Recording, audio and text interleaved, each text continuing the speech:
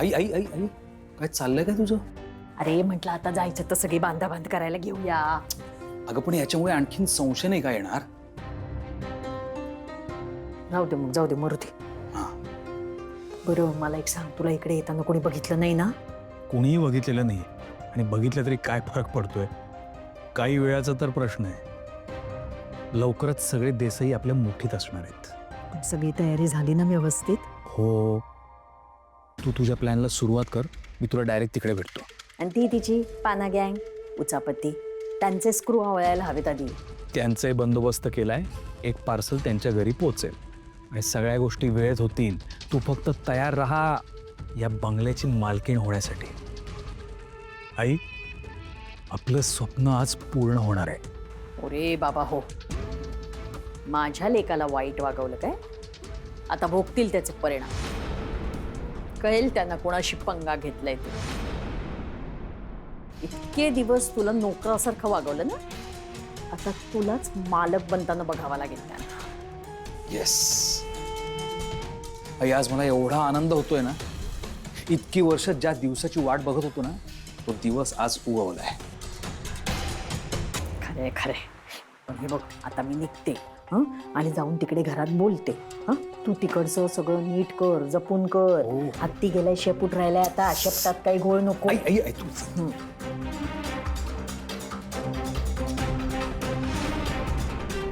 शिवा,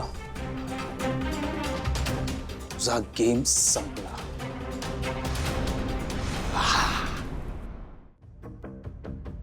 हे सगळं काय आहे अगं? विश्वासघात. मला कळतच नाही, या थराला जाऊ शकतात हे लोक. पण माझा विश्वासच बसत नाही अजून. आशु, तरी मला वाटत होतं ना की कोणीतरी जवळच आहे, पण हे दोघं या थराला जातील असं नव्हतं वाटलं. मला ना हे सगळं एक वाईट स्वप्न आहे असं वाटतंय, की आपण डोळे उघडावे आणि आपल्याला लक्षात यावं की एक वाईट स्वप्न होतं आणि असं काहीच नव्हतं. पण दुर्दैवाने हे खरं आहे आशु. सारखी सारखी संधी देऊन पण कधीच सुधारले नाहीत कीर्ती आणि सुहास. ऐक ना शिवा, आईला आणि भाऊंना त्या ट्रक मध्ये जाण्यापासून वाचवलं सुहासने, आठवतंय तुला? ते सुद्धा खोटं होतं सगळं. खोटंच असेल अरे. मला तर कळते ते समोर आल्यावर मी काय करेन. ऐक अगं, पण भाऊंना आणि आईला किती धक्का बसेल हवंय, त्यांना सांगायचं का आपण? आशु, घरी सांगावंच लागेल.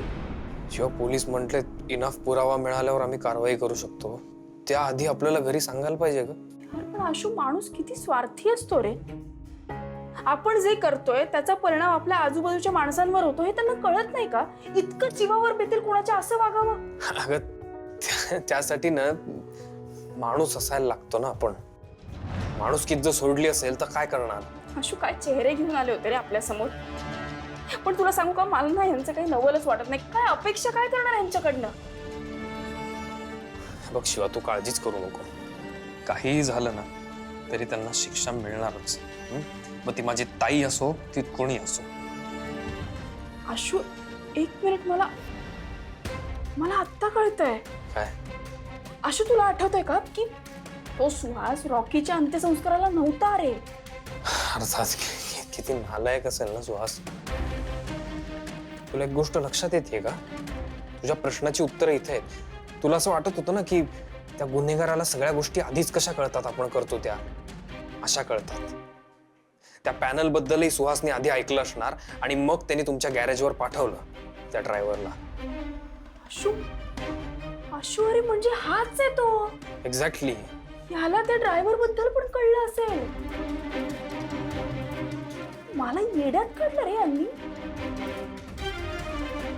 किती वाईट आहेत यार ही लोक. मला आपल्याच माणसाशी असं कोण वागतं सांग मला तर ताईचं तोंडही बघवणार नाही आता.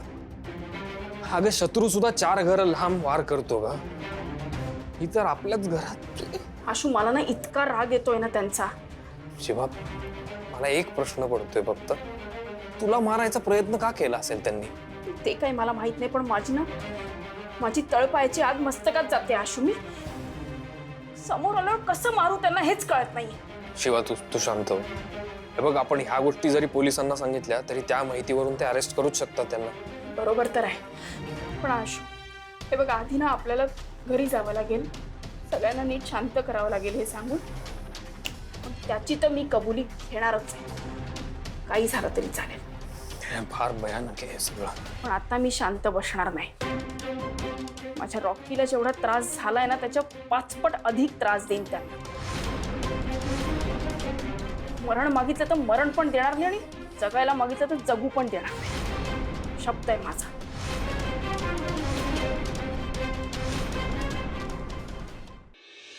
हा तर काय झालं, कामं झाली समधी? हो, काम दिव्या सगळीच करून गेली मी. हे आपलं काहीतरी टाइमपास करते. म्हणजे आज तुझ्या आनंदाला 2 कारण आहेत. 2 कारण कुठली? एक काय तर लेख काम करून गेली समज, आणि दुसरं कारण आहे सगळी कामं लवकरात लवकर झाली, व्हाय का नाही? खरंय, दोन्ही मुलींचे संसार मार्गी लागले ना, ह्यातच आपला आनंद आहे. काय हाय ग, हे समज बघ स्वामींच्या आणि पांडुरंगाच्या कृपानं झालेलं आहे. आता फक्त त्या शिवाचा शोध थांबला पाहिजे का समज कसं अगदी सुरळीत आणि आनंदी आनंद होईल. नाही, खरंच आहे, तो माणूस एकदा सापडला पाहिजे, म्हणजे शिवानी पण निश्चिंत होईल आणि तिच्या घरचे पण सगळे निश्चिंत होतील. तो कोण नेलाय ना मुर्दा बशवीला, त्याचा तो सापडायलाच पाहिजे. मी काय म्हणते, एकदा का तो माणूस सापडला, हे सगळं कोडं सुटलं की आपण दोन्ही जावयांना घरी बोलवूया आणि छान मानपान करूया त्यांचा. काय होय, ते तर करायचंच आहे. आणि त्या दोन्ही जावयासनी मला एक सांगायचंय, आता लय झालं समज तुमचं, आता जरा विचार करा आणि कामाला लागा लवकर. म्हणजे काय, नातवंड पंतवंड काहीतरी आम्हाला खेळवायला मांडीवर मिळू देत की. हे एकदा झालं का मग म्या डोळे मिटायला मोकळे. आई, बरं हे ना तुम्ही दोन्ही जावयांना सांगा, लेकींना सांगून काही अर्थ नाहीये. नाहीच आहे, कारण त्या तुझ्या वळणावर गेल्या, त्याच्यामुळे त्या काय ऐकायच्या नाही. जावयानाच सांगणार, म्हणजे जावईच विचार करणार याच्यावर. आई, पण हे जे सुखाचे दिवस का काय म्हणतात ना, ते हेच आहेत का आपले? होय, तुझी दृष्ट लागल, पायाला बघ काळ लागले तुझ्या. अहो, बघ की पायाला काळा, असं बघा, असं म्हण आहे. काय रे बाबा, बघ कोण आहे ते. बघते.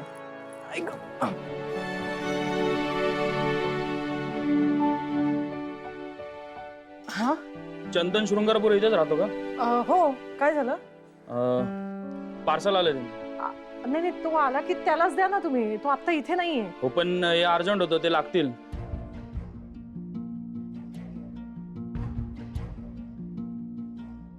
काय रे बाबा? चंदन शृंगारपुराचं पार्सल. हा मग तो इथं नाहीये, गॅरेज वर आहे. जा. हे बघा, माझ्याकडे वेळ नाहीये, तुम्ही त्यांना घरी बोलून घ्या प्लीज.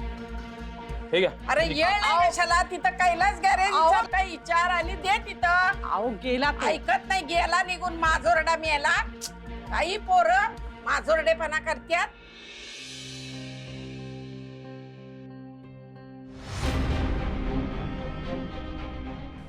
काय झालं आशू? आशू, दरवाजा का लावतोस? अरे काय झालंय? काय झालं? दरवाजा का लावतोय?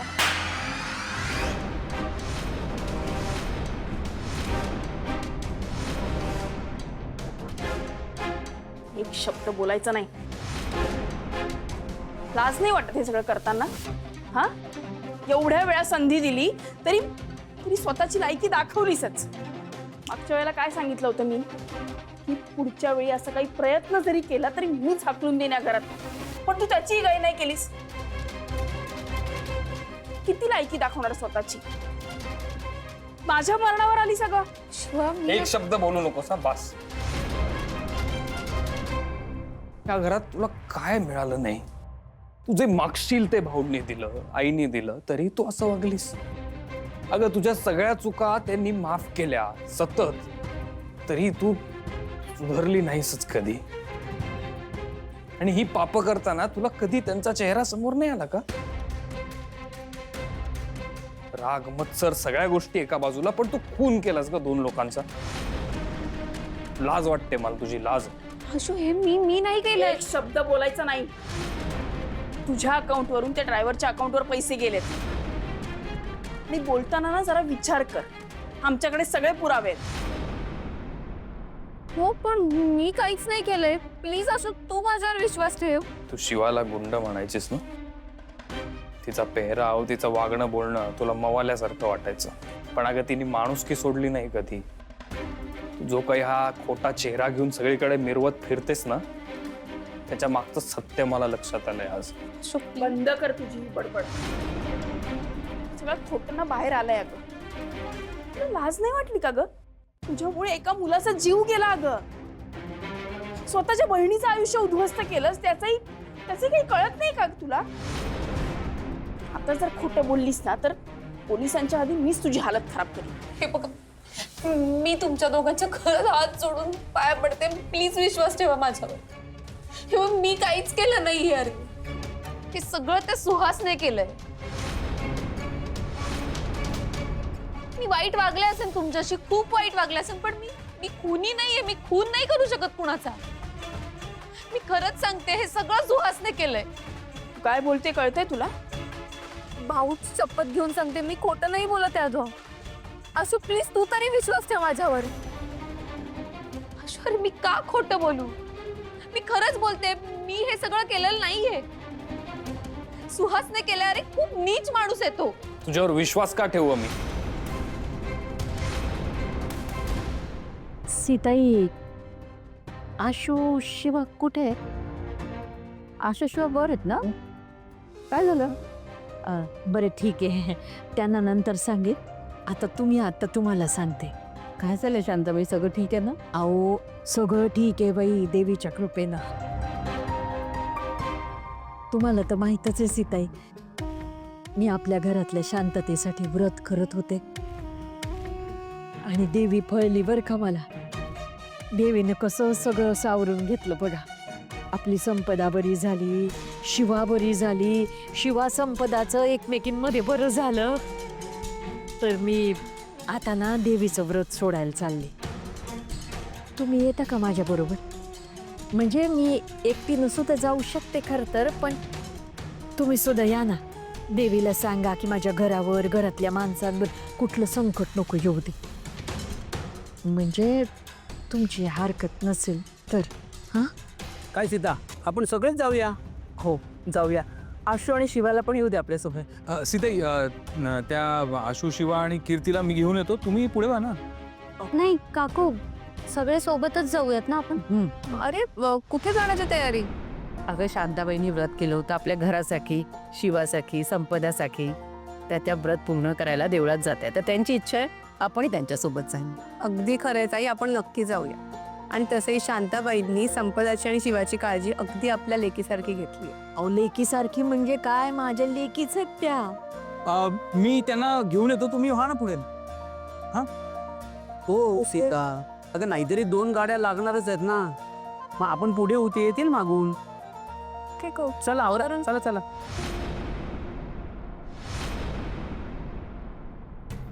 नाही ना विश्वास. हे बघ,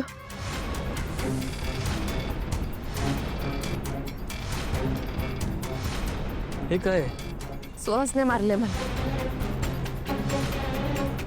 धमकी दिली होती, मी जर काही बोलले तर मला आणि आपल्या घरच्यांना सगळ्यांना संपून टाकेन.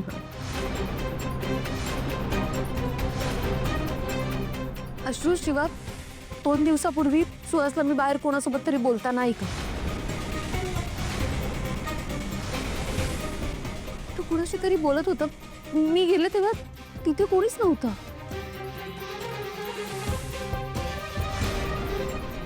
तो सगळं हे एकटा करत नाहीये, त्याच्यासोबत कोणीतरी आहे, पण कोण आहे ना ते माहित नाही मला. पण मी नाहीये, प्लीज विश्वास ठेवा.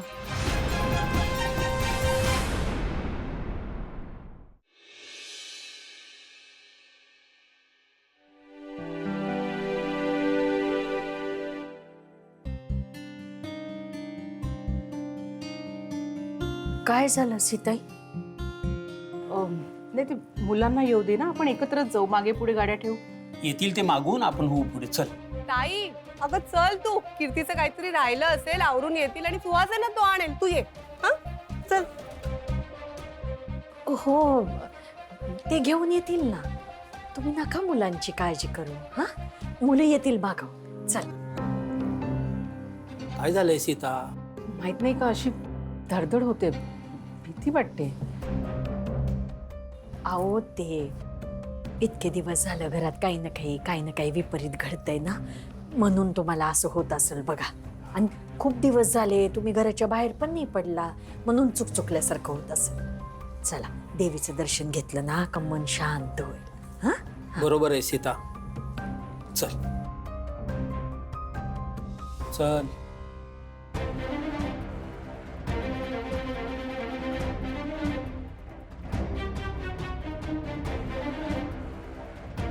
देसाई, आता एकमेकांची तोंड घ्या बघून, कारण तुम्ही पुन्हा आता घरी परत येणार नाही आहात. ही शेवटची ट्रिप आणि शेवटचं देवदर्शन. बरं झालं घर डोळे भरून बघून घेतलं. आता मुक्काम पोस्ट, देवाचं घर. तू घरातली आहेस ना ताई. पण नेहमी तो तुम्ही बोलता फार. मग आज काय झालं होतं? मी तेच सांगते शिवा. त्याने मला धमकी दिली होती, मला मारायची, आपल्या घरातल्यांना मारायची. मी कसं येऊन बोलू? माझी नाही हिंमत झाली अगं. पण त्या ड्रायव्हरला आणि रॉकीला सुहासनेच मारले. मी स्वतः ऐकलं. हे असं सगळं असेल तर आता सुहासच सगळ्याची उत्तर दे.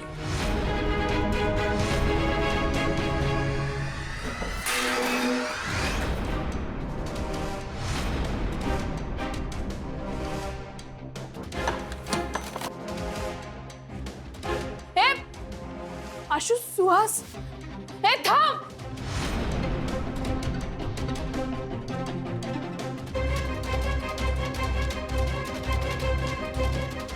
हे थांब.